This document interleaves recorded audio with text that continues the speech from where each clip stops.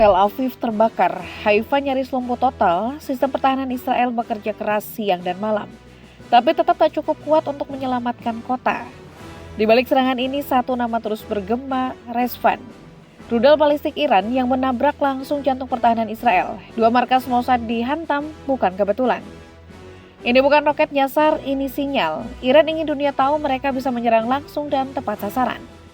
Tapi seberapa berbahaya sebenarnya rudal Resvan? Dan pertanyaannya kini, mampukah Israel bertahan dari gelombang berikutnya? Tetap di sini, kita akan kupas tuntas senjata yang membuat Mossad tak berkutik.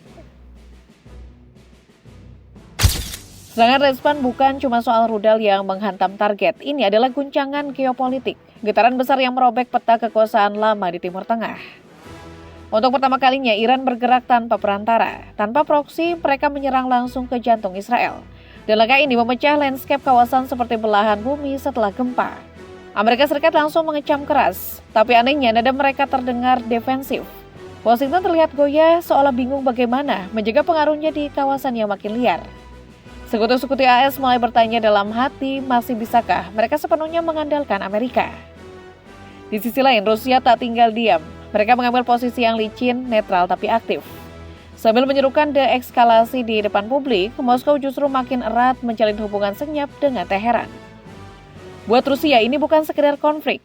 Ini kesempatan emas untuk menggerus dominasi Amerika dan mengisi kekosongan pengaruh di Timur Tengah.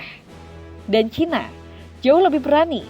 Beijing menyatakan dukungan terang-terangan. Mereka menyebut serangan Iran sebagai respon yang sah. Pernyataan ini bukan hanya dukungan moral, tapi pesan terbuka ke dunia, kekuatan global sedang berubah tangan. Di belakang layar, China melihat ini sebagai momen strategis, bukan hanya soal geopolitik, tapi juga soal bisnis. Pasar senjata, pengaruh militer, semuanya kini terbuka lebar untuk Beijing. Dunia menyaksikan semua ini seperti menonton sejarah ditulis ulang. Rudal hari ini bukan cuma alat perang, ia telah berubah jadi bahasa diplomasi baru. Bahasa yang keras, cepat, dan tak bisa diabaikan. Di balik setiap rudal yang meluncur, selalu ada cerita tentang kekuatan, ketakutan, dan pesan yang ingin disampaikan. Dan Resvan bukan sekedar logam bersayap yang menembus langit. Ia adalah lambang dari keteguhan Iran saat seluruh dunia mencoba menekannya. Rudal ini dikembangkan langsung oleh divisi antariksa IRGC, lahir dari keinginan untuk punya senjata strategis tanpa bergantung pada siapapun. Di tengah embargo, sanksi, dan tekanan global, Iran memilih jalannya sendiri. Mereka menciptakan mesin perang ini dari dalam negeri, bukan hasil beli atau hibah. Hingga akhirnya pada tahun 2022 nama Resvan diumumkan. Namanya diambil dari salah satu konsep surga dalam tradisi Syiah. Tapi ironisnya senjata ini lebih sering membawa kehancuran ketimbang kedamaian. Dalam operasi True Promaistri, Resvan jadi ujung tombak, diluncurkan langsung dari tanah Iran tanpa bantuan proksi, tanpa perantara. Dan itulah yang mengubah segalanya. Bagi Israel ini bukan sekedar serangan, ini adalah peringatan. Iran bisa menekan pelatuknya sendiri, tak perlu lagi sembunyi di balik bayangan. Pertanyaannya sekarang, seberapa siap Israel menghadapi babak baru ini? Lawannya masih sama, tapi permainannya sudah berubah. Kalau Iran bisa menekan pelatuknya sendiri, maka Resvan adalah pelatuk itu. Sekarang mari kita bedah lebih dalam senjata yang diam-diam telah mengubah cara dunia memandang serangan jarak jauh. Resvan bukan diciptakan untuk gertakan, ia dirancang untuk menghancurkan. Rudal balistik jarak menengah ini menggunakan bahan bakar cair, jenis yang jarang dipakai negara lain karena rumit dalam penyimpanan dan peluncuran. Tapi Iran memilih jalan sulit itu demi dorongan yang lebih stabil dan kuat, terutama saat rudal menembus atmosfer. Salah satu fitur paling berbahaya dari Resvan adalah kemampuan melepaskan hulu ledak di 2 titik, sebelum memasuki atmosfer atau sesaat sebelum menghantam target. Artinya rudal bisa terbang dalam lintasan balistik, lalu melepaskan kepala redaknya untuk menghindari sistem pertahanan udara yang sibuk melacak badan utama rudal. Dan dengan radius mematikan 100 meter serta radius efektif hingga 200 meter, satu ledakan saja cukup untuk melumpuhkan area seluas 2 lapangan bola.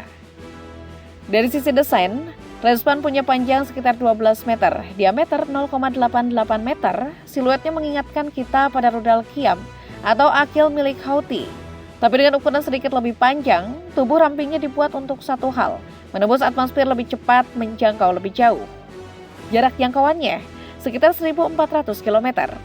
Cukup untuk menjangkau seluruh Israel dari titik manapun di Iran. Tapi yang membuatnya semakin menakutkan adalah sistem peluncurannya.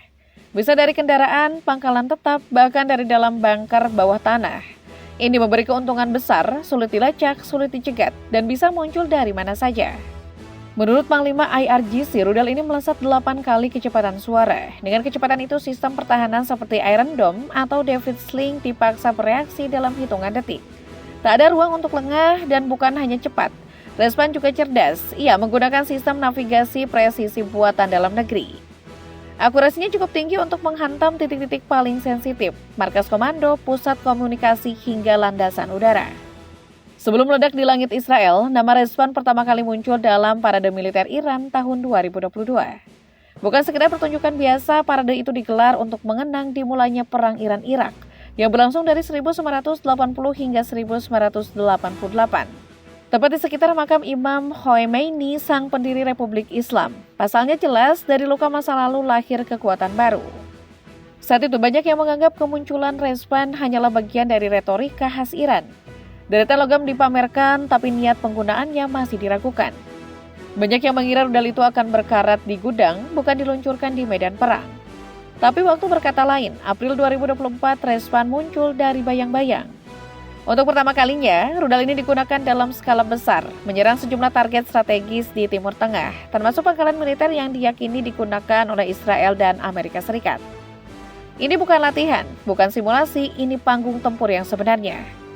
Serangan itu jadi momen pembuktian Respan bukan hanya melesat, tapi menghantam, presisi, mematikan.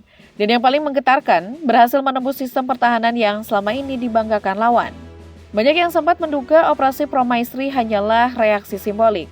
Sebuah pernyataan sikap tanpa dampak nyata, tapi Iran ternyata punya rencana yang jauh lebih tajam. Balasannya datang bukan sekedar cepat, tapi juga tepat. Dan di barisan terdepan, berdiri Respan rudal yang tak lagi sekedar ditunjukkan di parade, tapi kini benar-benar dilepaskan ke medan perang. Kali ini Iran tidak bersembunyi di balik proksi. Respan ditembakkan langsung dari wilayah Iran. Tak ada selubung diplomasi, tak ada perantara. Rudal itu meluncur 1.400 km menembus langit, menuju jantung di wilayah musuh, mengangkut pesan yang lebih dalam dari sekedar ledakan. Pesan bahwa Iran kini berbicara langsung. Targetnya bukan sembarangan. Herzliya dan Sharon, dua titik vital bagi sistem keamanan dan logistik Israel, jadi sasaran utama. Di Herzliya berdiri pusat Mossad, selama ini dikenal sebagai zona ultra aman, tapi malam itu zona itu tak hanya berguncang, ia dilumpuhkan. Bukti lapangan menunjukkan efeknya, bangunan hangus, sebagian ambruk, dan jaringan komunikasi yang sempat padam berjam-jam. Di Sharon juga logistik militer serta pusat data ikut terkena serangan. Bukan hanya infrastruktur fisik yang rusak, tapi sistem pendukung operasi militer pun ikut tergoyahkan. Namun hal paling menyesakkan bukan sekedar kehancurannya. Yang paling membekas adalah kenyataan pahit. Rudal itu menembus pertahanan Israel yang selama ini dianggap tak tertembus. Ini bukan serangan biasa. Untuk pertama kalinya dalam 2 dekade, Israel tidak hanya kewalahan, tapi benar-benar kebobolan. Dulu banyak yang meyakini jika Iran menyerang pasti lewat tangan orang lain. Hamas di Gaza, Hezbollah di Lebanon, atau milisi di Suriah. Tapi operasi True Promaisri menghapus semua keyakinan itu. Iran kini tak lagi bermain dari balik layar. Mereka menembakkan rudalnya sendiri, tanpa proksi, tanpa perantara. Dan dunia menyaksikan langsung, Respan bukan lagi simbol, tapi senjata aktif di medan tempur. Kini pertanyaannya berubah, bisakah Israel bertahan? Saat sistem seperti Iron Dome dan Arrow mulai menunjukkan batasnya, apakah mereka mampu menciptakan tameng baru sebelum gelombang serangan berikutnya datang? Atau justru inilah momen di mana Amerika Serikat harus ikut turun tangan, bukan sekedar berdiri sebagai sekutu, tapi benar-benar menjadi perisai terakhir. Satu hal kini tak terbantahkan, langit Timur Tengah telah berubah, dan bayangan perang yang dulu samar kini semakin jelas, bergerak perlahan dari balik gurun Iran.